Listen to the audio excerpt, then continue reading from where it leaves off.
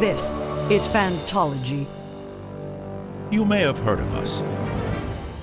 So our journey through Wind and Truth has come to an end, and what a journey it was. I really enjoyed this book, and what a destination we arrived at. I don't think, even having read many Sanderson books and many Cosmere books, I was not expecting this much of a big twist towards the end. I mean, certainly something, right? But we've now completely redefined the landscape of the Cosmere, massive ripple effects going forward. Stormlight books 6 through 10, I mean, can we even call them Stormlight anymore? I suspect at some point we will get the Stormlight back, but there's so many changes that are happening based off just the final 100 pages of Wind and Truth. And we'll do more of a deep dive and talk through all of these things later on, but we're sticking with power rankings for this video. And we're going to do 10 spots. 10 spots. We've had more pages, more happenings, just more space. We need more space to get all of our top and bottom performers from day 10. And it's going to be day 10 plus Aftermath. So really kind of going all the way through to the end of the book. So that said, number 1 spot, it's going to be Dalinar Kholin. So a ton happened with Dalinar in day 10. But the reason that he's number 1 in the power rankings is because of the importance of his decision and ultimately what I believe to be the right decision. Rather than continue to push this burden down to future generations, he says, we're going to unleash the White Spine, let it out of the cage, and then make everyone else focus on it. It's the Sunmaker's Gambit from a few chapters ago that I was questioning at the time. I was like, we gotta have some tie-in for the games of Towers here. And then finally here it is, and it's not an Aesir, it's for the fate of the entire Cosmere. Brilliant move by Dalinar. I love kind of the meta stuff, setting it up, and then where he got to, and then ultimately the sacrifice. He was willing to pay the cost. He knew that this would be it. I love the little moments where he's able to, send his love and courage and forgiveness and apology to all of his family members and loved ones. And it just felt, it was really nice for Dalinar, a really nice ending. However, is he really gone? Is he really gone? I mean, there was that part at the end where Retribution tried to claim his soul, and the power said, we can't take him because someone else has already got a claim to him. What does that mean? I'll discuss it more in a future video, but let me know in the comments, do you think Dalinar, we could see him again in some capacity? Number 2 spot in the power rankings is going to Kaladin Stormblessed, the Herald of Second Chances. Top spots in the day 10 power rankings are going to go to those who had the actions that have the biggest effects on the Cosmere, and then kind of we'll trickle down there to actions that were like really cool but maybe not quite as important. So Kaladin also makes a big self-sacrifice, and it's a nice culmination of his arc as a Windrunner where he chooses to do this rather than being forced into it. He's like, I can take this burden upon myself. And it seems like, even though he's now in this completely different stage of life, or in a completely different life overall, he's happy with where he's at. He feels at peace with his choice, and we'll see him again in some capacity. I think for a while it's been speculated the Oath Pact will be reformed. Books ago, I'd always been thinking like, okay, we're going to get a brand new Circle of 10. It's going to be our current set of heralds, but that didn't happen. Instead, we just got a refilling of Jezrien's part in the Oath Pact, and it was Kaladin. For a while, it was Szeth, but it's never really the first person you think. So I love that it was Kaladin here. I love where Kaladin got to, and I loved his moments in the book. Excellent culmination of Kaladin. Number 3 spot is Odium. Notice I did not say Taravangian, and I didn't say Retribution because I feel like both of those characters are in kind of a hard spot and maybe not where they wanted to be. But the power of Odium itself got exactly what it wanted. It now is joined by another shard, and their wills are in alignment, and it's finally free of Roshar and is free to just act with abandon and pursue war and passion and action and everything that it's wanted to for so long and has been held in check. So not the shard holder and not the new shard, but Odium had an awesome day 10. Number 4 spot is Adolin. Adolin does not have nearly as big of an effect on the Cosmere at large here, but man, if his actions in day 10 were not awesome. He was fantastic in this book. Probably the character that, going into the book, you're like, yeah, Adolin's a nice supporting character, but actually he's an awesome main character now. He was fantastic all the way through. And when he stole his shard blade back and then formed the Unoathed, although, maybe a little bit cheesy, but still also just awesome, so we're forgiving it. Adolin was fantastic. He was, alone. He had the most success in what he set out to do. I know he lost his leg, but now he's able to somewhat replace it and compensate for it, and really in a great position, although missing Shallan, that's going to be a big thing going forward for him, and he's also lost his father and wasn't able to have that final reconciliation with him. So certainly some, sour notes, but overall, what he was able to accomplish in day 10 and in the book overall, really, really nice. Number 5 spot is going to Adolin's wife, Shallan. Shallan finally got rid of the Ghostbloods. Nice performance, was able to trick Yatil and Mraize. And honestly, did I ever really get what I wanted out of the Ghostbloods in this book and in these first 5 books? Not really. And I really hope that Brandon does a better job in Mistborn Era 3 of getting me interested and invested in the Ghostbloods. To this day, the most interested I've been in them is learning who Thydakar was and Kelsier's involvement with the Ghostbloods. So we're going to get that directly in Mistborn Era 3. So that's my big hope for this plot point. Never really bore out the way that, that got me really excited in the Stormlight books. But anyway, Shallan does have a nice win here. She's not higher on the rankings because, she missed her chance getting back into the physical realm. She's trapped here in Shadesmar, away from Adolin, and it seems like she's pregnant. She has that, there's a couple sentences where she's holding her stomach and thinking of Adolin, and maybe you missed it. I actually missed it the first time. I had to be informed by some friends on Discord. But, pregnant and alone is not the greatest setup here for Shallan. She does have her sands, so she can contact Adolin, and she's incredibly tough, and I think she'll be able to push through the many challenges that are coming for her. But she's in a challenging spot. Number 6 spot going to Szeth. Szeth missed most of the second half of the action with Kaladin ascending to Herald and all that, but he was very much a part of some heroic moments, taking down all of Ashar's abomination, human-fused shades of his past thing, really banished that and tied up his arc really nicely, taking out his sister and father and letting them go to peace here, and then also continuing to live. And we learned that he has a wife, and he's now been able to find love, and seems like he must have landed in a healthier spot for himself.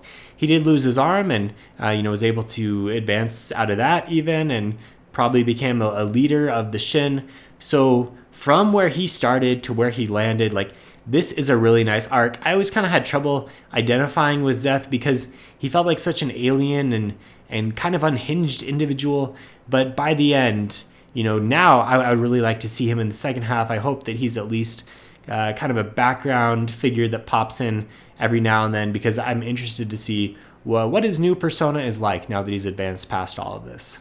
Number 7 spot, Venli. Venli does not have a lot of page count here, but the treaty plot with Sigzil works. She's able to form a new listener nation here on the Shattered Plains.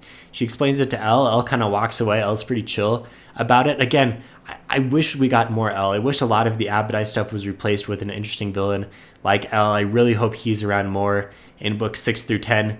Just a more dynamic villain that is not this one-note crazy killer. Someone who's got this sense of honor and but he's also fairly evil when you really get down to it. And then he has this backstory as well as being around and knowing the Herald's back from the first or second vision that we saw. So hopefully we explored more of him. He's an interesting character. So someone let Brandon know that this is one that we want, and we want fewer of the Abadai Lysian type of villains. Anyway, all of that aside, so Venli and the listeners are now guarding the pool, the shard pool for retribution, which is rapidly filling up with blue and black light. And I was thinking this would be more important for this book. I guess I was way wrong. Nothing really happened with it, but must be a crucial plot point again. Number 8 spot, Baedo Mishram does not really accomplish too much, but she is freed. Finally, kind of similar to Odium, where she really gets what she wants, and again, set up for the second half. Number 9 spot is going to Nightblood, who is able to slay a lot of evil, is sated here, and then also some of the mental health and therapy stuff from Kaladin has also made its way over to Nightblood, and he doesn't kill his friends, and that's nice. We appreciate that from Nightblood. Number 10 spot's going to Yanagan, our unlikely emperor/thief who uses his past as the key thing that's going to allow us to get into the palace and exploit the weakness here. And ultimately, he becomes a shard bearer, and I would say most of the page count with Adolin and the relationship there, I think this is all kind of paid off.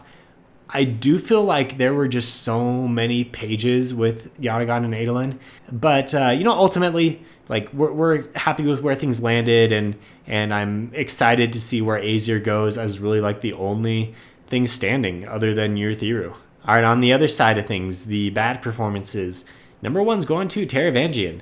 He was ultimately bested by Dalinar, even though he thought the entirety of the 10 days and the entirety of his time with Odium. He thought that he had the upper hand and thought that he had the plan that would, have Dalinar right in the palm of his hand. But Dalinar flips it and gives up his power. Taravangian falls to the Sunmaker's gambit. And ultimately, he's not where he wants to be. He has more power, but did he want it? I guess we'll see what happens in the rest of the Cosmere. We'll see how much of a mistake this was. Or maybe he'll be able to gather enough power, and this is exactly where he wants to be, and it's the starting point of a new terror.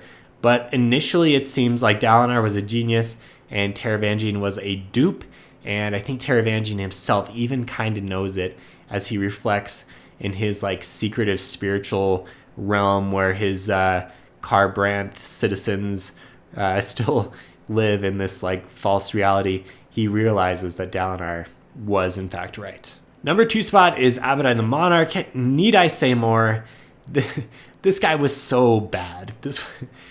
I'm not sure if it's comical or if it's just bad, but he was no threat the entire time. And honestly, every time he showed up, I kind of did a fist pump because I'm like, okay, Adolin's got this. Like, this guy is no threat. He's going to kick his butt yet again. I think it was 5 separate times. I'm going to say it was 5 separate times that Abadai appeared and Abadai lost. And none of the times was he even like close to winning.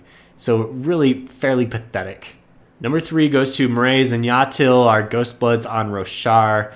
Both of them die, both of them tricked by Shallan, and none of their goals ever get them to where they want to be. So total fail. Number 4 spot's going to Withoid, whatever you want to call him. Once again, closed out another Stormlight book with a poor performance. He wasn't tricked nearly as much as he was at the end of Rhythm of War, but it didn't go the way he wanted to, and this is a guy that always kind of thinks he knows the best plan, and he never really wants to like fully reveal things because he wants the dramatic, like, oh, I was right, this was the best way to do things. And he tries to coach Dalinar up, and it seems like maybe this is happening, but actually, no, like Dalinar was smarter than him, and ultimately Wit kind of realizes this and is okay with the way things that shook out, and he survives with his backup contingency plan over in Scadrial, and it's kind of fun to see him tied into where he ends up in Mistborn Era 2. But things did not go his way.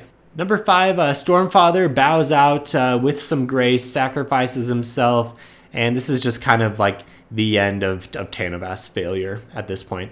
Tanavast has put us in this place because of his weakness and greed almost, and just unwillingness to act like a deity should. And so Dalinar's now in this impossible situation, and at least the Stormfather steps up and says, like, I'll take some responsibility for my previous failure. Let me go out with a little bit of a sacrifice.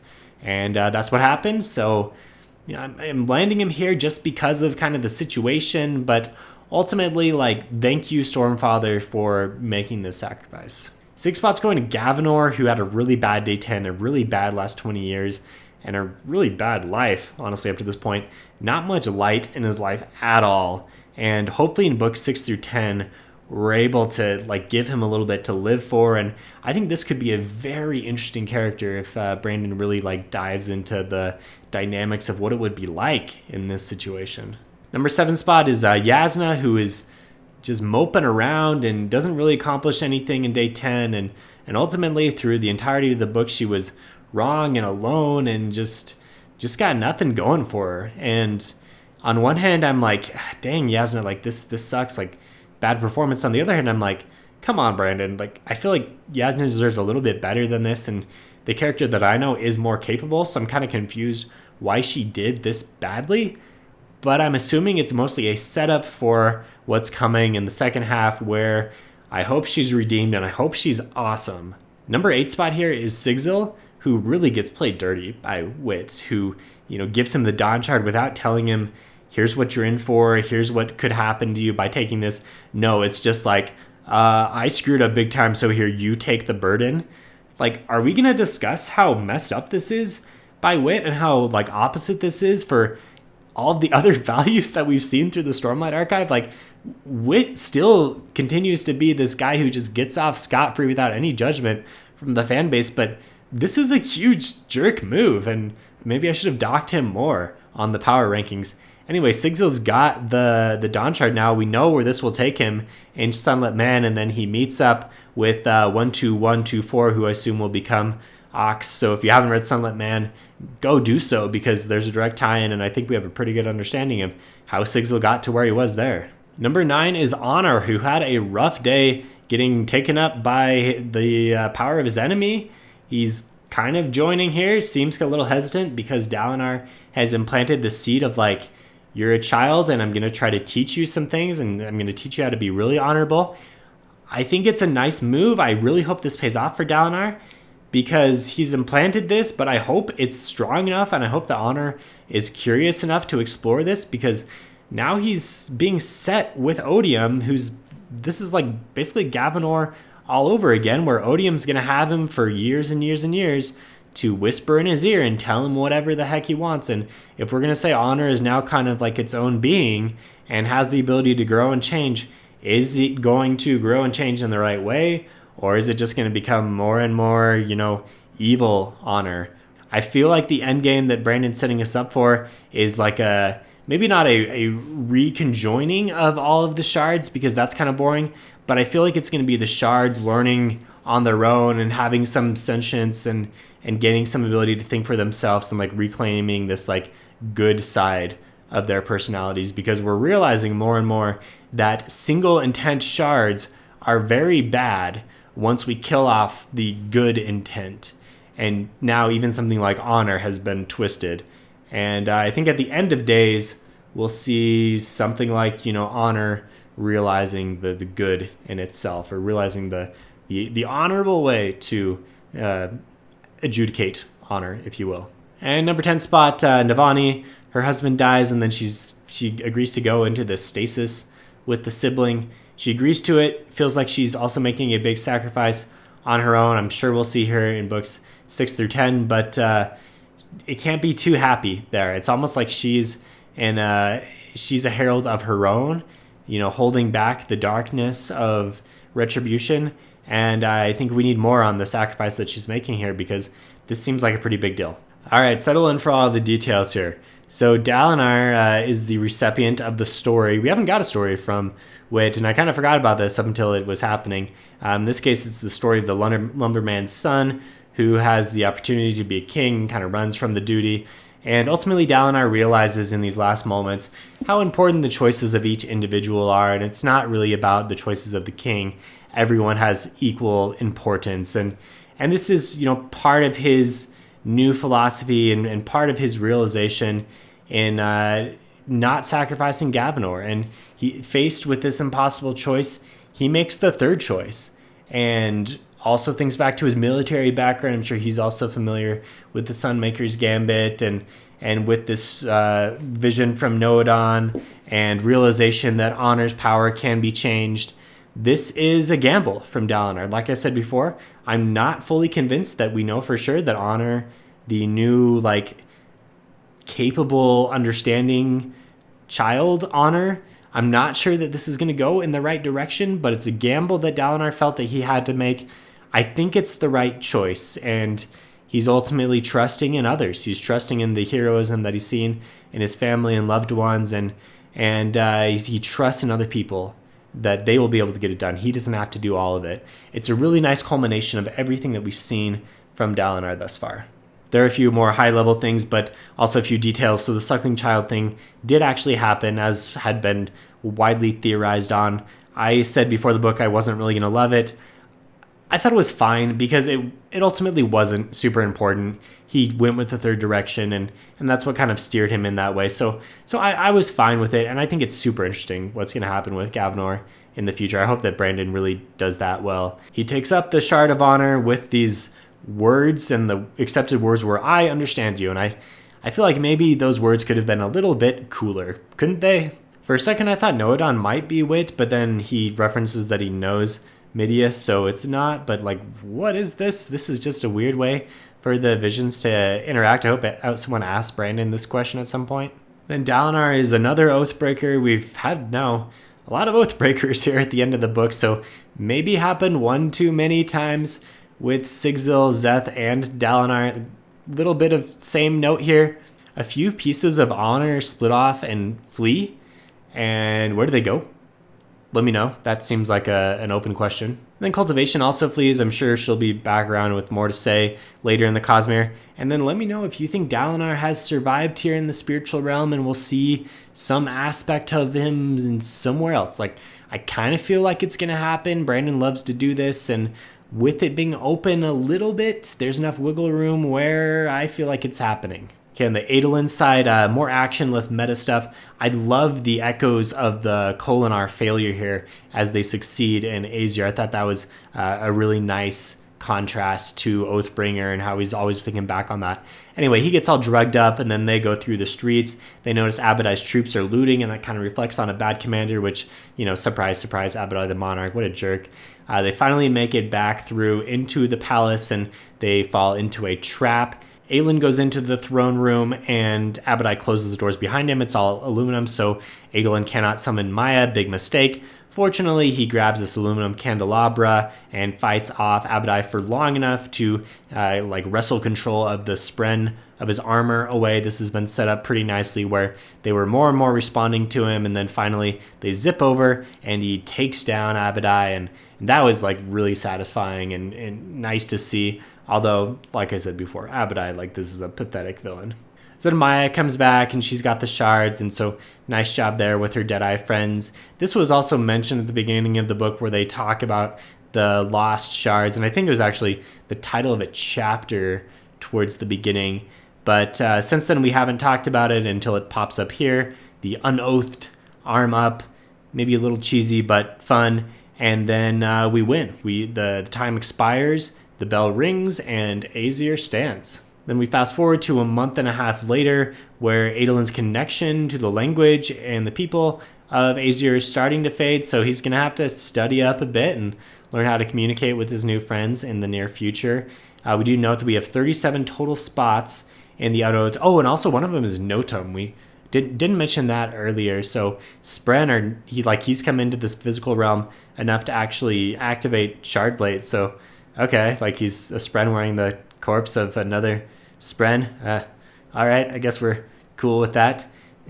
Even though we no longer have Stormlight on Roshar, the plate and blade of the Unoathed still do work, so they're this whole special thing. And then Adolin gets word from Maya that Dalinar has died. He has to kind of deal with that in a couple pages. I'm sure that will continue to be a big thing for him. He's reading Oathbringer as he walks out into the sunshine, and so it seems like there is hope here on Aesir. There's hope for Roshar, even though most of it is in this eternal storm.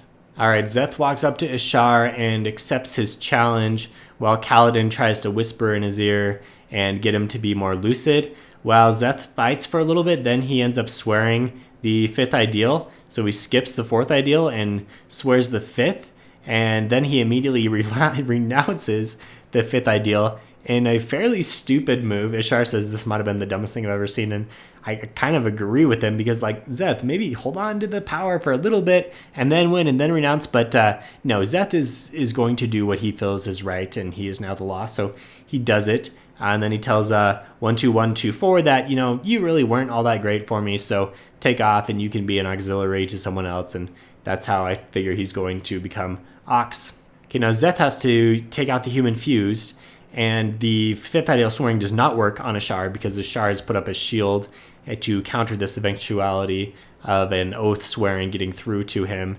Luckily, Kaladin's able to swear an oath after Ishar puts all of the darkness onto everyone. And this time it does get through to Ishar. Zeth then takes Nightblood and uses Nightblood based off of the power that Kaladin's holding to become, once again, the assassin in white and use all of his surges to take out the remainder of these terrors and wrap up his arc really nicely. Then he falls unconscious, and that's pretty much him until later when he wakes up the next day and buries Kaladin and then goes off into the sunset thinking that he wants to look up these Skybreaker Dissenter people and also lead his folks. These folks being the inhabitants of Shinovar, of course, and this ties into the author of Wind and Truth, the In-World book, who is Zeth's wife.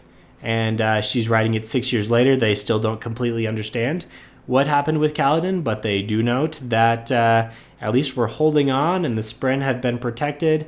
And so we know that, at least things are not completely falling apart. Shallan realizes that Yatil is formless, and this was really nicely done because I had been questioning for several days now why Formless is still around, because shouldn't have Shallan have moved a little bit further past this? It just seemed like where she was at was further than Formless manifesting.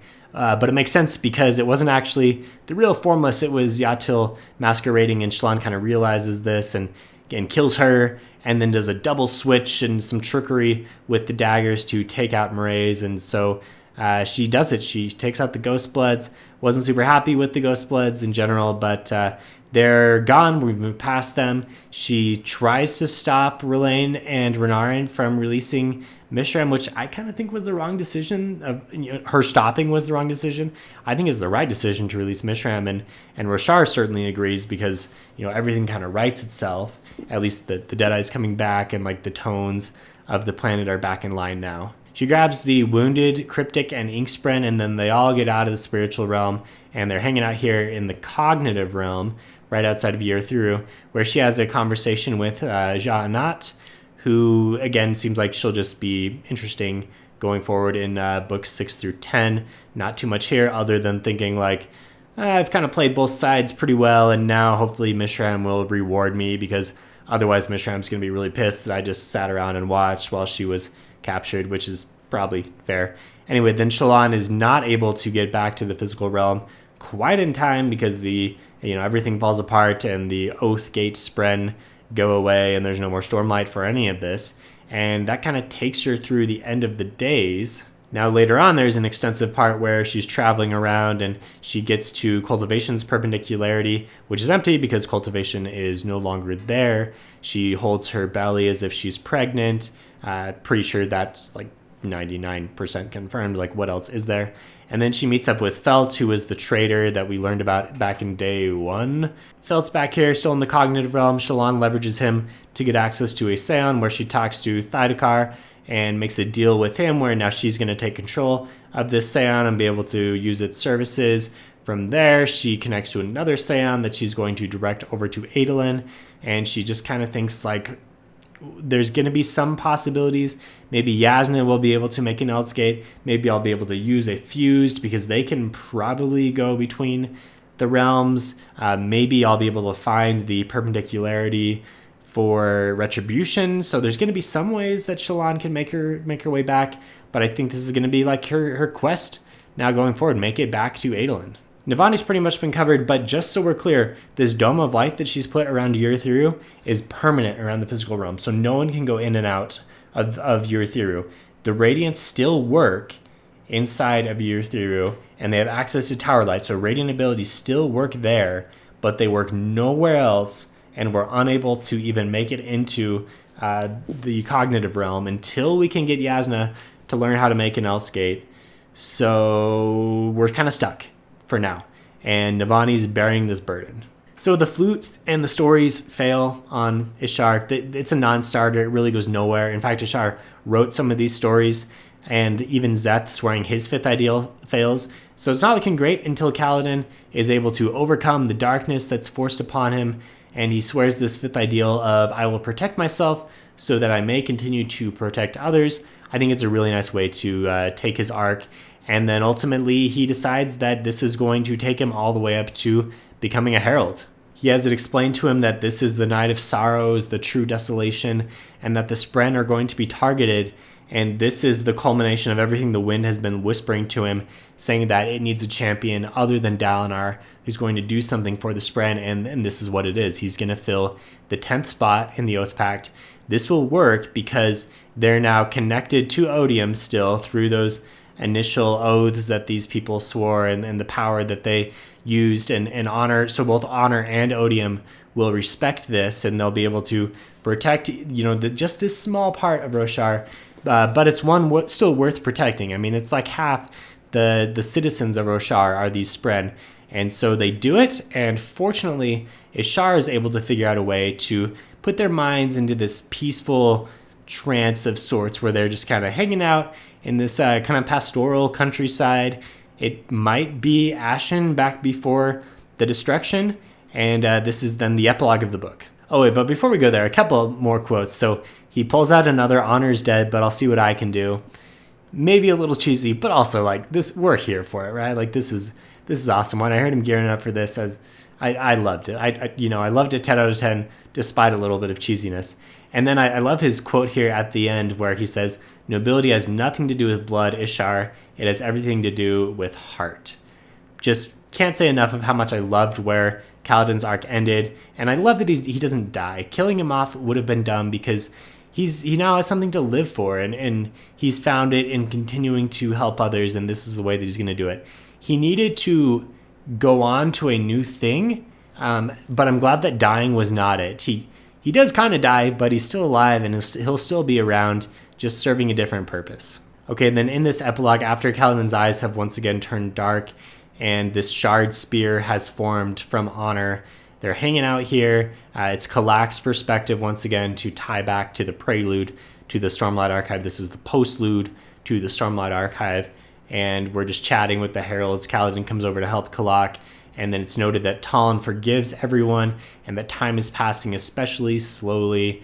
Here we are, heralds. Hopefully Kaladin can make some new friends here. Most of Renarin's work has been done in the first 9 days. In the 10th day, him and R'lain free Mishram together. They stand before her and say, "Don't destroy everything. We're a testament of what humans can be. They can be good." Mishram just kind of flees. And hopefully, they can convince her of this. And then Renarin talks back to the High Princes after everything's been said and done. He views Dalinar's body with Yasna and then is setting up for his next step, which is going to be some kind of like ambassador or diplomat to the Singers. He knows it's not going to be an entirely happy job, and a lot of people are going to hate him, but he accepts doing it. And then he's also really motivated to find out what really did happen to Dalinar. People are going to say that my father failed. I don't think he did. I think there was more to the story. What is it? I think Renarin, with some help from Yasna, are going to uncover this. Okay, Teravandrian and Retribution. So Ray's never wanted to take up another shard, and Teravandrian initially thinks this is foolishness, but is it? After he does so, and after Retribution is created, the High Storm is destroyed by the Everstorm. Now it's only going to be Retribution Light that is available to Roshar.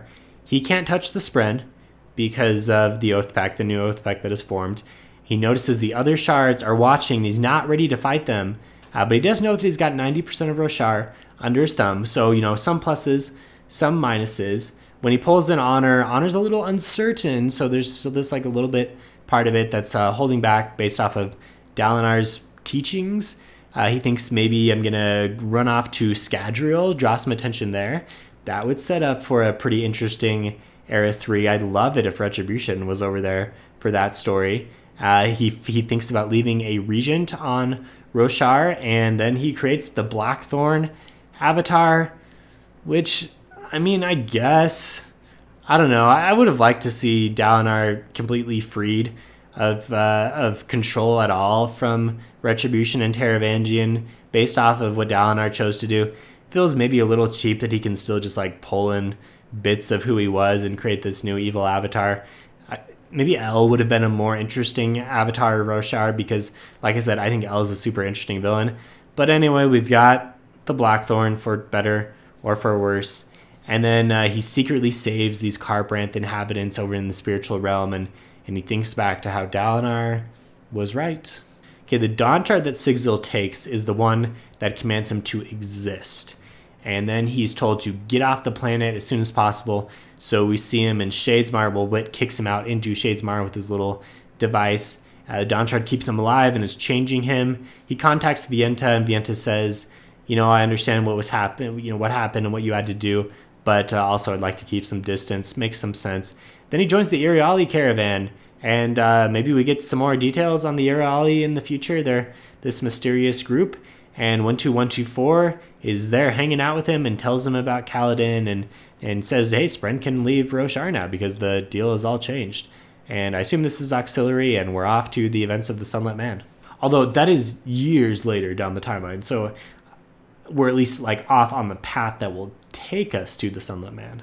All right, now finally back to Wit, and in one of the funnier lines from the book, Wit is immediately vaporized by Retribution. He comes in and says, hey, did I ever tell you about the time? And no, boom, you're dead. We've had enough of you. He wakes up in Scadrial with Ulam, the Conjurer from Tress. So he had saved a little piece, a little cell culture of his body, and Ulam was holding on to it for this as a contingency plan. Apparently, for some reason, Hoyd cannot be killed. I'm assuming it's because he held the Dawnshard, right? Is that why? Let me know if you're more of an expert. They talk about how there's a slow bubble around Roshar, and I think it's actually Thydekar who says it's going to be 10 more Rosharan years before we get back to Cosmere Standard. I'm wondering, is this just a plot device that Brandon put in order to make all of his Cosmere timeline and continuity stuff work? Or is there a real reason for this? Wit learns from the whole dragon realm with the bone what Dalinar did, and he accepts that it was really probably a pretty genius move. He talks about art as improvisation, and that's why Dalinar was able to have as much success as he was. And then he plans to get back to Roshar eventually.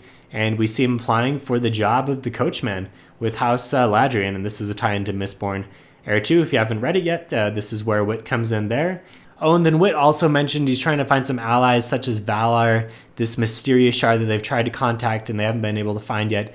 It's held by the dragon god Meladantorius, who's got an awesome name. So looking forward to some Valar moments in the future of the Cosmere.